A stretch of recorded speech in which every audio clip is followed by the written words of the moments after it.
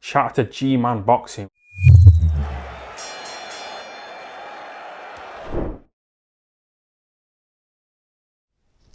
This is an interesting one. Daniel Dubois, who, following on from his loss to Joe Joyce, announced that he will be leaving Martin Bowers as a trainer. I believe Martin Bowers is still managing him, to go and train with Mark Tibbs. All right. Now, Mark Tibbs is, he's an alright trainer. Mark and Jimmy Tibbs, trainer of Billy Joe Saunders. But now, and bear in mind, we're only a couple of weeks away from Daniel Dubois versus Bogdan Dinu. He's announced that he's left Mark Tibbs already to go and train with Shane Mcguigan. Now, I know Mark Tibbs, when this originally started, was talking about money or something like that, so that could have something to do with it. Maybe Dubois didn't like to see, because I'm assuming he would have started training with Mark Tibbs already. Maybe he didn't like, the atmosphere in Mark Tibbs' gym or something like that. Maybe he just felt, because he's gone to train with Shane Mcguigan, which I think is a good choice. I'll touch on that now in a sec.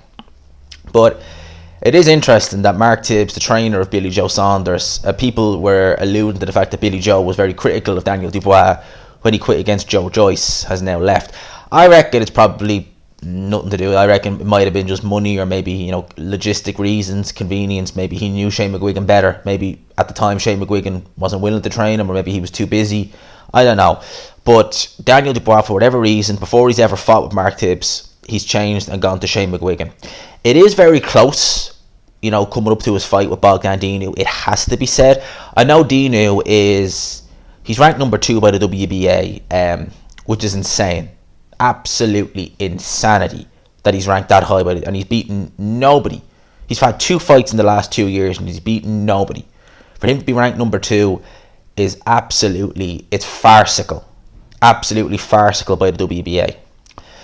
Having said that, I think that even changing trainer on short notice, Daniel Dubois should still win this fight. Dinu can box a bit, but he's very questionable heart. And I think that he's got a good jab, Dinu, but I think Daniel Dubois will probably overpower him. And then he'll either stop him legitimately, or Dinu might just decide that jab hurt too much and find a place to lie down. Shane Mcguigan as a trainer now for Dubois. I quite like that.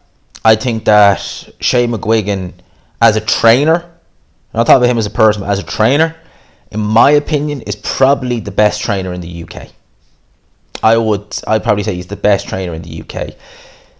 The way Lawrence Okoli has looked, and bear in mind, right, I watched Lawrence Okoli since his pro debut. I've seen a few of his amateur fights. I always thought that he'd have a bit of success at cruiserweight because of his height, but technically, he looked very poor. What I've seen him now under Shane Mcguigan, I think he looks fantastic. And I think that Shane Mcguigan has a very good boxing brain. He's very good at bringing the best out of these fighters. And I think as a trainer, Shane Mcguigan, absolutely top star. One of the best in the UK, probably the best in my opinion. So for Daniel Dubois to be training with Shane Mcguigan, be in camp with guys like Lawrence Okoli, I don't think he's got many heavyweights, does Shane Mcguigan.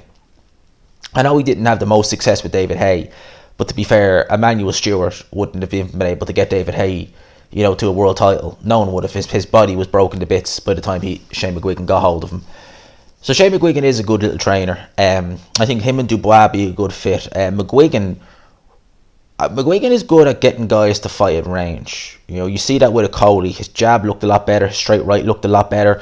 Dubois has a very good jab, very powerful jab. It's not as good as Joe Joyce's, but when he uses his jab, it is quite good. It's a quite good weapon for Dubois. So I think him training with Shane Mcguigan, we probably won't see many benefits to it in the Dinu fight because of the quick turnaround. Now, unless, I could be wrong, unless he's been training with him behind the scenes, I don't know. But if you're talking about 3-4 weeks training with Shane Mcguigan, you're probably not going to see much of a difference. It'll probably be the fight thereafter, when he's got a full or extensive camp with Mcguigan, that you'll see a few benefits. Because, like, I look at Amir Khan when he trained with Virgil Hunter. I remember it was Carlos Molina didn't look good, then it was Julio Diaz, he really didn't look good, and people questioned it.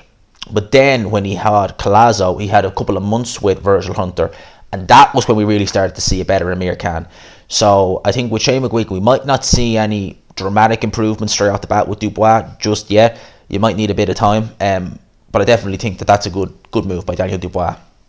And Mark Tibbs isn't a bad trainer, but I think Shane Mcguigan is one of the best in the UK, if not the best.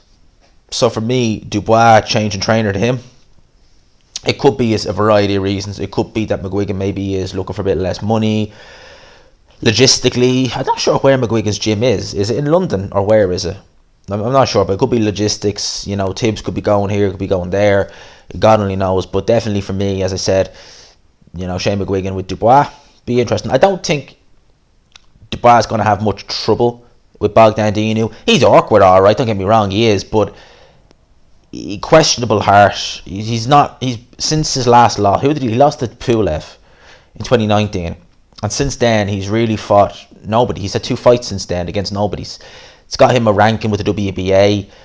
I mean, the WBA are like, they have AJ as champion, Brian as champion, Char as champion in recess. This is for an interim title. I mean, the list just goes on. You know, tonight we have Char versus Lovejoy. Yeah, and Chris, I can't believe it. We're actually seeing the G himself, the GOAT, Christopher Lovejoy. And you know what he did? He's been posting up pictures of him training a lot in the build to this fight. You know how much he weighed? 306 pounds. Yeah, and they're fighting for a WBA title. Well, you know, the WBA, absolutely top class as always. By the way, enough about that. About Dubois, good move. I think it's interesting. Be interested to see him with Shane Mcguigan. Let me know in the comment section your thoughts on this.